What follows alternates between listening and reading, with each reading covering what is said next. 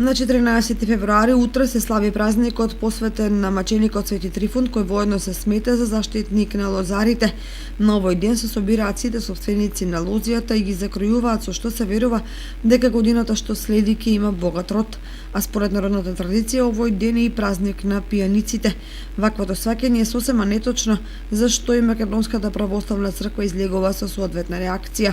Во овие краишта, како што е познато, на овој ден постои една убава традиција, имено лозарите ги закруваат своите лозија, притоа барајќи благослов од светителот за да биде и молитвен застапник пред Бога, но и да биде молитвеник во смисла да бидат заштитени лозјата, да има добра плодна година.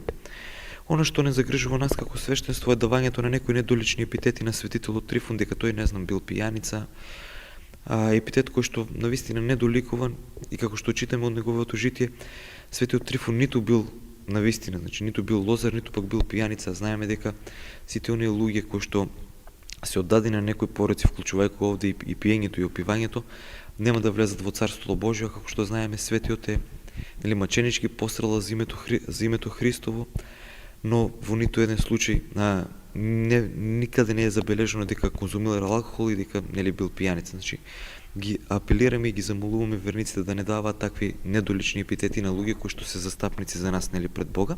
Последниве неколку години овој празник се слави заедно со католичкиот Свети Валентај. Младите го прифатија овој ден како празник на влюбените.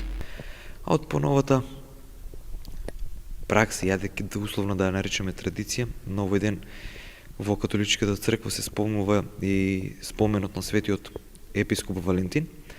Епископ кој што, за волја на вистината, не е католички, туку е познат и на православното предание и го има запишано неговото житие во сите пролози и може да се најде на 12 се празнува на 12 август, но католичката црква од своји причини, имено да се искорени еден празник кој што бил посветен на волците Луперкали, е поместен.